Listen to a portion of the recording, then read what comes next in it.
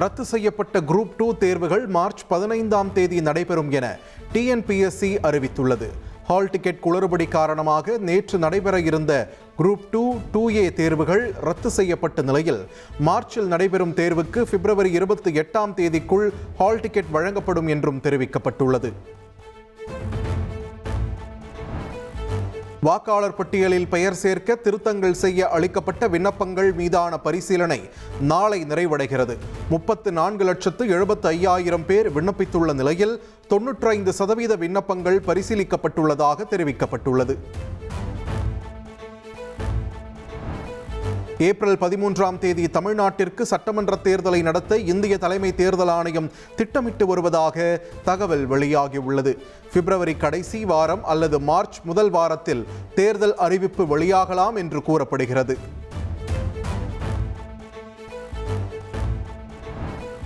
சட்டமன்ற தேர்தலில் திமுக 170க்கும் அதிகமான தொகுதிகளில் நேரடியாக போட்டியிட திட்டமிட்டுள்ளதாக தகவல் வெளியாகியுள்ளது. கடந்த முறை 173 இடங்களில் போட்டியிட்ட நிலையில் தற்போது கூடுதல் தொகுதிகளில் போட்டியிட முடிவு செய்துள்ளதாகவும் கூறப்படுகிறது. ஏப்ரலில் முதல் கட்டத்திலேயே தமிழகத்திற்கு தேர்தல் நடத்த வாய்ப்புள்ளதால் நிர்வாகிகள் தயாராக இருக்க பாஜக தேசிய அமைப்பு பொதுச் செயலாளர் BL சந்தோஷ் அறிவுறுத்தியுள்ளார். தேர்தலுக்கு இன்னும் 65 நாட்களே உள்ளது. பாஜக அதிக தொகுதிகளில் போட்டியிட உள்ளதாகவும் அவர் கூறியுள்ளார்.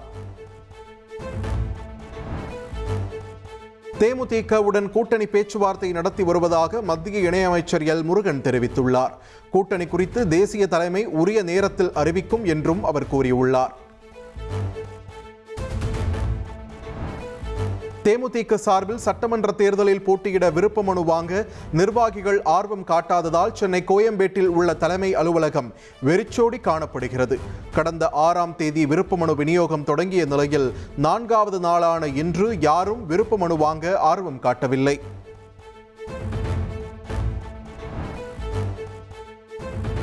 ஆவணங்களின்படி அன்புமணிதான் பாமகவின் தலைவர்.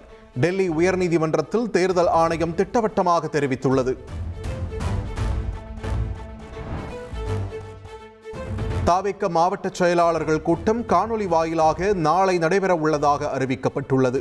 தேர்தலில் போட்டியிட விருப்ப மனுக்கள் பெறப்பட்டு வரும் நிலையில் ஆலோசனை கூட்டத்தில் நிர்வாகிகளிடம் விஜய் பேச உள்ளதாக தகவல் வெளியாகியுள்ளது.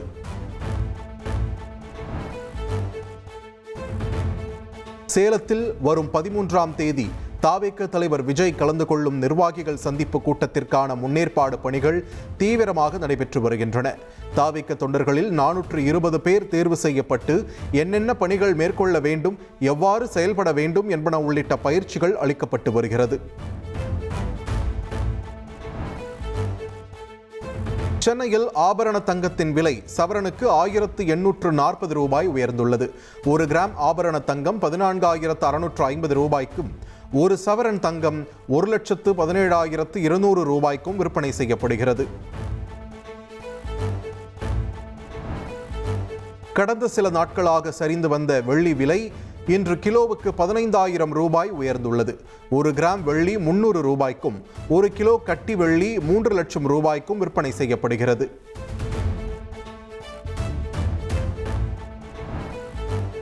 டெல்லியில் செஷல்ஸ் அதிபர் பேட்ரிக் ஹெர்மனி பிரதமர் மோடியை சந்தித்து பேசினார். ஹைதராபாத் இல்லத்தில் நடைபெற்ற சந்திப்பில் இருதரப்பு நல்லுறவுகள் குறித்து ஆலோசனை நடத்தினார்.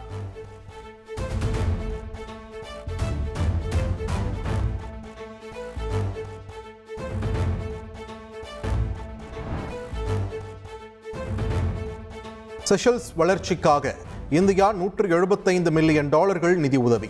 செஷல்ஸ் நாட்டின் குடிமை பணி அதிகாரிகளுக்கு இந்தியாவில் பயிற்சி வழங்கவும் முடிவு செய்யப்பட்டுள்ளது.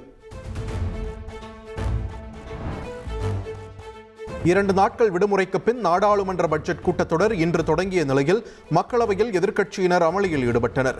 அமெரிக்காவுடனான வர்த்தக ஒப்பந்தம், சீன ராணுவத்தின் ஊடுருவல் உள்ளிட்ட பிரச்சனைகள் குறித்து விவாதிக்க வேண்டும் என்று முழக்கமிட்ட நிலையில் அவை முடங்கியது. டெல்லியில் இந்தியா கூட்டணி கட்சிகளின் நாடாளுமன்ற குழு தலைவர்களின் ஆலோசனை கூட்டம் நடைபெற்றது. சபாநாயகர் ஓம் பிர்லாவுக்கு எதிராக நம்பிக்கையில்லா தீர்மானம் கொண்டுவர எதிர்க்கட்சிகள் முடிவு செய்துள்ளதாக தகவல் வெளியாகியுள்ளது.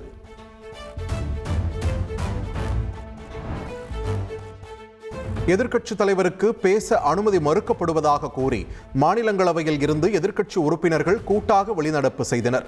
நாடாளுமன்ற வளாகத்தில் நடைபெற்ற சஸ்பெண்ட் செய்யப்பட்ட எம்பிக்கள் ஆர்ப்பாட்டத்தில் ராகுல் காந்தி பங்கேற்றார். ऐसे आरोप लगाते हुए कांग्रेस के सांसद दिखाई दे रहे हैं. नारे लगाए जा रहे हैं. नरेंद्र सरेंडर.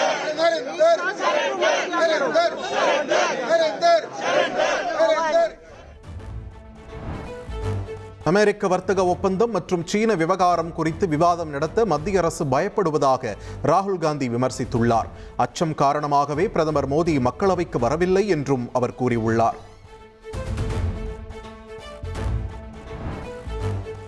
அவதூறுகளை சுமத்தும் வகையில் பெண் எம்பிக்கள் மீது குற்றம் சாட்டுவதாக மக்களவை சபாநாயகர் ஓம் பிர்லாவுக்கு காங்கிரஸ் பெண் எம்பிக்கள் கடிதம் எழுதியுள்ளனர்.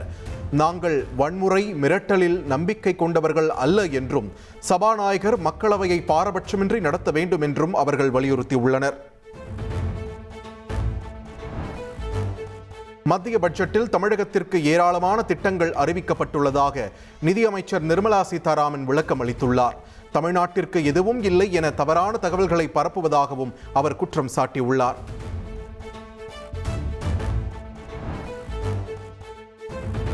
தமிழகத்தின் பல்வேறு ரயில் திட்டங்களுக்கு நிதி ஒதுக்கீடு செய்யப்பட்டுள்ளதாக ரயில்வே சார்பில் விளக்கம் அளிக்கப்பட்டுள்ளது. ரயில்வே திட்டங்களுக்கு நிதி ஒதுக்கவில்லை என முதலமைச்சர் ஸ்டாலின் குற்றம் சாட்டிய நிலையில் எந்தெந்த திட்டங்களுக்கு நிதி ஒதுக்கப்பட்டுள்ளது என பட்டியலை வெளியிட்டு ரயில்வே துறை விளக்கம்.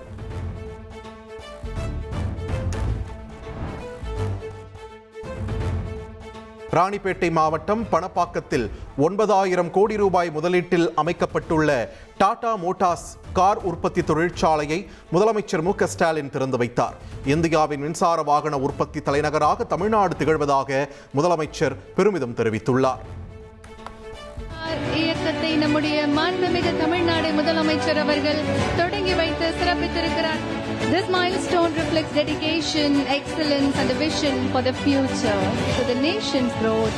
Let us celebrate this memorable achievement together.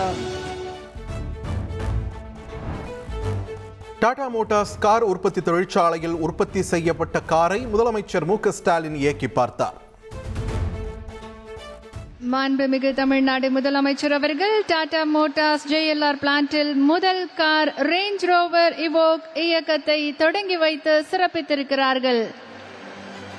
We now arrive at the proud and historic moment, the first car produced. விஜயின் ஜனநாயகன் பட சென்சார் வழக்கை வாபஸ் பெற படத்தின் தயாரிப்பு நிறுவனம் உயர்நீதிமன்ற பதிவாளருக்கு கடிதம் எழுதியுள்ளது. சென்சார் போர்டு மறு ஆய்வுக்குழுவை அணுகியிருப்பதாக படக்குழு தரப்பில் தெரிவிக்கப்பட்டுள்ளதால் விரைவில் தணிக்கை கிடைக்குமா, பிப்ரவரியிலேயே படம் வெளியாகுமா என்று எதிர்பார்ப்பு எழுந்துள்ளது.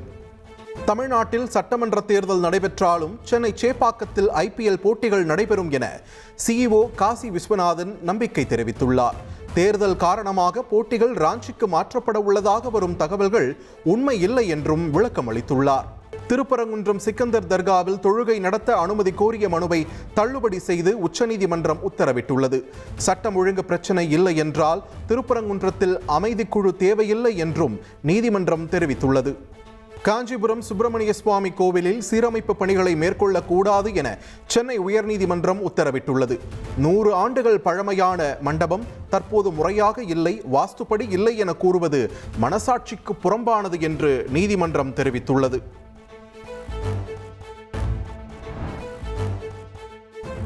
நாமக்கல் மாவட்டம் திருச்செங்கோட்டில் பள்ளி வளாகத்தில் விஷப்பூச்சி கடித்து 3ஆம் வகுப்பு மாணவி உயிரிழப்பு. மாணவி மயக்கமடைந்து மருத்துவமனையில் அனுமதிக்கப்பட்ட நிலையில் சிகிச்சை பலனின்றி உயிரிழந்தார்.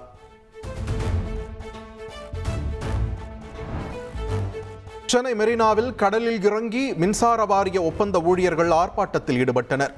பணி நிரந்தரம் உள்ளிட்ட கோரிக்கைகளை வலியுறுத்தி போராட்டத்தில் ஈடுபட்டவர்களை போலீசார் கைது செய்து அழைத்துச் சென்றனர்.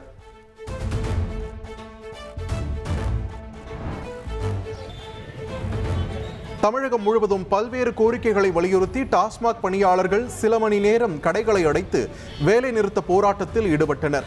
நீண்ட நேரம் காத்து கிடந்த மதுப்பிரியர்கள் கடை திறந்ததும் முண்டியடித்து சென்று மதுபாட்டில்களை வாங்கிச் சென்றனர்.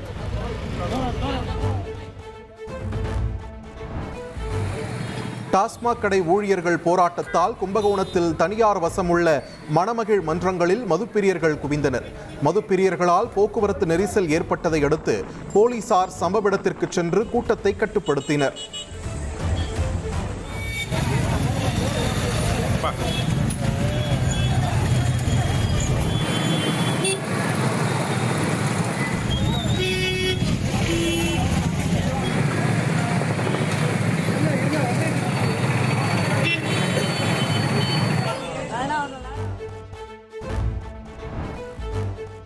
தாம்பரம் அருகே அகரம் தென் பகுதியில் ஆக்கிரமிப்பை அகற்றச் சென்ற அதிகாரிகள் மீது குடியிருப்பு வாசிகள் கற்களை வீசியதால் பெரும் பரபரப்பு நிலவியது. வாக்குவாதத்தில் ஈடுபட்ட கட்டட உரிமையாளரை போலீசார் அங்கிருந்து வலுக்கட்டாயமாக அப்புறப்படுத்தினர்.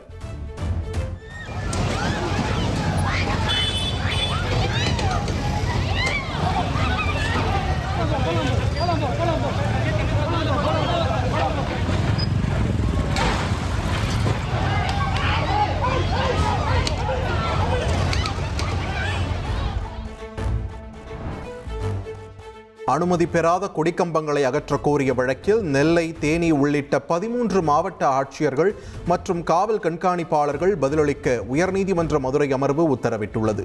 ஏற்கனவே உத்தரவு பிறப்பித்தும் இதுபோன்ற வழக்குகள் தொடர்ச்சியாக தாக்கல் செய்யப்படுவது ஏன் என்றும் நீதிமன்றம் கேள்வி எழுப்பியுள்ளது.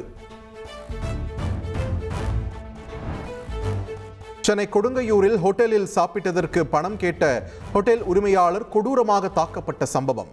கட்டை, தட்டு உள்ளிட்டவற்றை கொண்டு தாக்கிய இருவரை போலீசார் கைது செய்தனர்.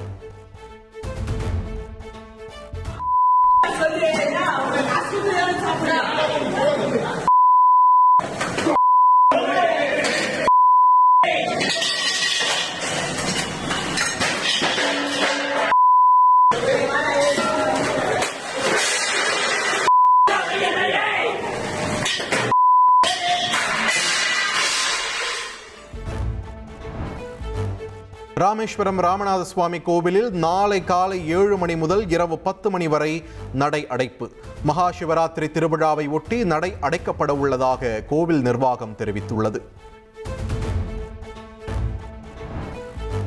உடல்நலக்குறைவு காரணமாக மகாராஷ்டிர முன்னாள் முதலமைச்சர் சரத்பவார் மருத்துவமனையில் அனுமதிக்கப்பட்டுள்ளார். புனேவில் உள்ள தனியார் மருத்துவமனையில் அவருக்கு சிகிச்சை அளிக்கப்பட்டு வருகிறது. மேற்கு வங்கத்தில் வாக்காளர் சிறப்பு தீவிர திருத்த பணிகளை முறைப்படுத்த உச்சநீதிமன்றம் அதிரடி உத்தரவிட்டுள்ளது. எஸ்ஐஆர் பணிகளுக்கு முட்டுக்கட்டை ஏற்படுத்த யாரையும் அனுமதிக்க மாட்டோம் எனவும் உச்சநீதிமன்றம் அதிரடி கருத்தை பதிவு செய்துள்ளது. யுக்ரைனின் ஒடெசா நகரில் ரஷ்யா ட்ரோன் தாக்குதல் நடத்தியுள்ளது.